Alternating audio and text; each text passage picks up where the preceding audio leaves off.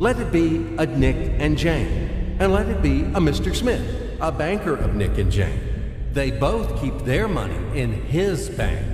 That's why we use the title Mr. Smith with respect.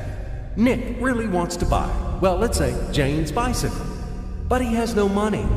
More precisely, he has money, but not enough, only $10, while Jane wants $100 for her precious bicycle. That's a problem. What should Nick do? Well, this bicycle is so desirable. He gives Jane his $10 as a deposit and asks plaintively not to sell the bike to anyone. He says that he will bring the rest of the money soon. At the same time, he runs to his bank, to the respected Mr. Smith, to get a loan for the missing $90. As ill luck, Mr. Smith has no money at this moment, but he knows perfectly about $10, which Nick gave to Jane. And where will Jane bring his money to? That's right.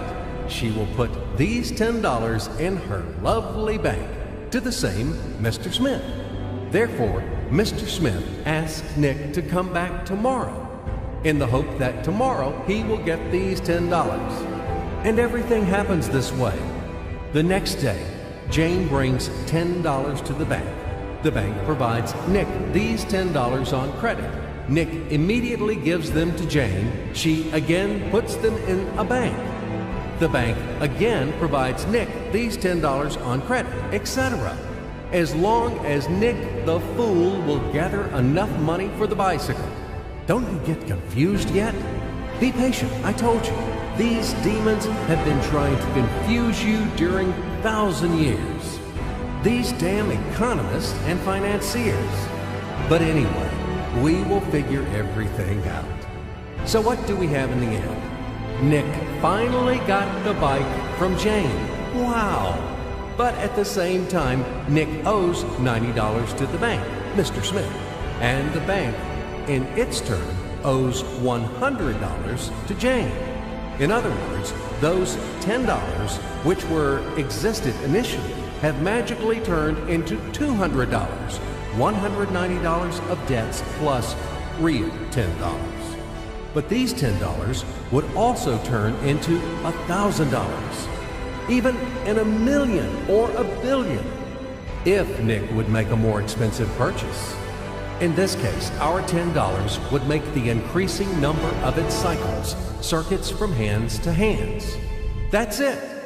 So, what happens in today's world? SOS!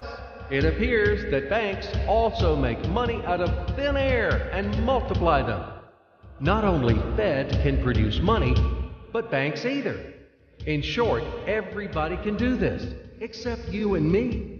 We are not in the business at this celebration of life. I would like to print or draw some money as well. In fact, these banks multiply money without any control. And we're still wondering why the banker lives better. What are naive fools are we? Now it is clear why. The one who produces the money, of course, lives better. But this is not enough. From this moment, poor Nick will never be able to repay his debts owed to the bank, no matter how hard he would work. Silly Nick doesn't know it yet, that he's in slavery to the bank, in credit bondage forever, because those $90 which he owes to Mr. Smith do not exist in nature at all. Sly Mr. Smith made his money out of nothing. He created them out of thin air, just one click. And $10 turned into $200. Yes, but you can object